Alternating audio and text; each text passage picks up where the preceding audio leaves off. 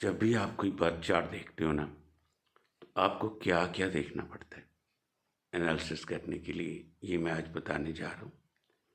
लगन चार्ट देखोगे आप, नमाज देखोगे, तो उन दोनों के बाद आप डिग्रीज देखोगे प्लैनेट्स की क्या हैं। फिर उसके बाद आपको देखना होता है कि दशा किन की चल रही है। दशा के बाद आपको आप देखोगे कि गोचर क्या है, ट्रांजिट प्लैनेट्स कहाँ हैं, कैसे, ये सब। चलो आओ जानते हैं हम ये सब। ये जो चार्ट है ये वाला, आपको लगन चार्ट देखना होता है कि लगन चार्ट किसी के बारे क्या कह रहे हैं। लगन की राशि कौन सी है, उसका महीना क्या है, चंद्र कहाँ बैठा है, जहाँ बैठा है तो उस नंबर की राशि उस व्यक्ति के बारे में क्या कह रही है।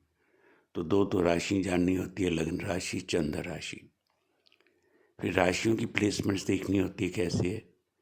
फिर ग्रहों को देखना होता है कि कहाँ कहाँ बैठे हैं और उनकी डिग्री क्या है। ये डिग्री मतलब कितनी कितनी डिग्री की हैं वो। तो डिग्री से हिसाब से काफ़ी कुछ पता चल जाता है। जैसे सीधी नज़र से ही सन डेबिलिटेटेड है, नीच के 7वीं राशि में। फिर आप ये एनालिसिस सिर्फ इस खाने को देख के नहीं कर सकते, तो आपको नमाश भी देखना होता है।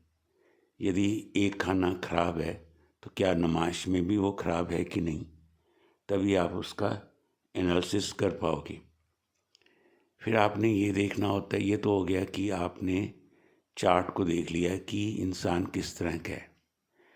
फिर इस चार्ट में 12 हाउसेस हैं और ये नहीं होता कि हर हाउस हर समय एक्टिव रहता है। हर समय एक या दो या तीन हाउसेस एक्टिव होते हैं। जैसे पहला हाउस सेल्फ का है, ये आपका स्टोर है, धन, ये आपके एफर्ट्स हैं, सिबलिंग्स हैं। यहाँ पे आपकी प्रॉपर्टी है, सुख है। यहाँ पे आपके बच्चे हैं। यहाँ रोग ऋण शत्रु है। यहाँ पे आपकी पत्नी और बिजनेस है। यहाँ पे ये सडन प्रॉब्लम्स का हाउस है, ये वाला। और यहाँ पे आपकी किस्मत है, आपके फादर है। और यहाँ पे आपका बिजनेस है, प्रोफेशन है। और इसमें आपका ओवरऑल गेन है, सोसाइटी है और एल्डर्स हैं, एल्डर ब्रदर सिस्टर्स। और यहाँ पे आपका मोक्ष है, हॉस्पिटल है, जेल है, फॉरेन है। ये तो कौन से हाउस एक्टिव होंगी किसी समय, तो वो आपको पता चलेगा दशा से। जैसे मैं कहूँ तो इस समय जो दशा चल रही है, एक होती है महादशा केतु की। वो 2-3-21 को स्टार्ट हुई और 1-3-28 तक जाएगी।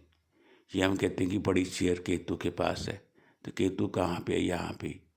तो इस इंसान का 5वां हाउस एक्टिव रहेगा बहुत, और जो भी उसकी एट्रीब्यूट्स हैं और उनमें केतु का बहुत योगदान रहेगा। और ये 21 से शुरू हुआ, 28 तक जाएगा ये।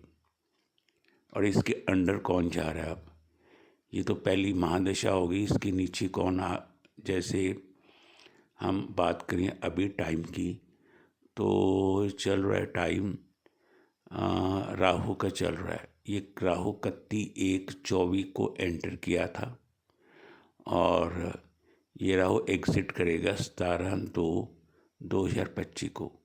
मतलब इस बंदे पे केतु और राहु दोनों इकट्ठे ही चल रहे हैं। तो राहु कहाँ पे है, पब्लिक में। मतलब पब्लिक हाउस एक्टिव रहेगा और इनकी चिल्ड्रन का, क्रिएटिविटी का हाउस एक्टिव रहेगा। तो राहु के बाद आ जाएगा जुपिटर। 17/2/25 को स्टार्ट हुआ, तो जुपिटर 24/1/26 तक रहेगा। फिर तो ऐसे देखना होता है, पहले महादशा, फिर ये जो प्लैनेट्स है कहते हैं इसकी अंतर्दशा चलेगी। यदि इनके अंदर जाना है अंतर्दशा में, तो जैसे मैं यहाँ पे क्लिक कर देता हूँ, यहाँ पे राहु पे। तो राहु के अंडर राहु फिर 28/3/24 तक है। उसके बाद पे जुपिटर आएगा इस डेट से लेके इस डेट तक। ये कहते हैं प्रत्यंतर दशा। तो ऐसे इन ग्रहों की प्रत्यंतर दशा चलेगी। बस समझना यही होता है कि जैसे सैटर्न है, ये उसकी स्टार्टिंग डेट है एंटर होने की, ये उसके एग्जिट होने की डेट है। तो ये हो गया दशा, भी कौन से हाउसेस एक्टिव हैं। एक तो हो गया ना कि लगन के प्लैनेट्स कहाँ, ये नहीं बदलते, ये सारी ज़िंदगी वैसे ही रहते हैं। एक होते हैं कि अब के प्लैनेट्स कहाँ पे हैं, उसे कहते हैं ट्रांजिट। ये अब के प्लैनेट्स हैं। तो अब के प्लैनेट्स मूव करते हैं। जैसे मैं स्टार्ट कर देता हूँ यहाँ पे, तो आप देख रहे हो कि सारे प्लैनेट्स मूव कर रहे हैं। सारे प्लैनेट्स इस तरफ मूव करते हैं, लाइक दिस। सिर्फ राहु केतु उल्टा चलता है। राहु केतु इस तरह चलता है क्लॉकवाइज, और बाकी ग्रह चल रहे हैं एंटी क्लॉकवाइज। यदि मैं इसको फास्ट करूं तो मैं वीकली चार्ट पे आता हूं, तो अब ये देखो फास्ट हो गए। और मैं तेज चलता हूं तो मंथली चार्ट पे ये अब और ज़्यादा ये तेज हो गए हैं। ईयरली पे देखो, ईयरली पे सब तेज हो गए हैं। तो ये यदि मैं इसको पॉज कर देता हूँ, पॉज में इस डेट को, इस टाइम पे ये प्लानिटरी पोजीशन है। अब ये प्लैनेट्स इस चार्ट के, इसको कहते हैं नेटल चार्ट, इनका रोल क्या होगा। ठीक है, जैसे मंगल अब इस टाइम पे इसके इस हाउस में आया हुआ, मैरिज हाउस में, तो इसे कहते हैं गोचर के प्लैनेट्स, गोचर ट्रांजिट। तो ट्रांजिट का मंगल मैरिज हाउस में है, तो मैरिज हाउस में मंगल थोड़ा सा एग्रेसिवनेस तो होगी, एग्रेशन देगा, लड़ाई झगड़े थोड़ी ज़्यादा होंगी। तो ऐसे इनको भी देखना होता है गोचर्स को, कि गोचर क्या है। तो तभी आप किसी कुंडली का एनालिसिस कर पाते हो। तो ये तो है कुछ बेसिक, बाकी डिटेल बहुत है।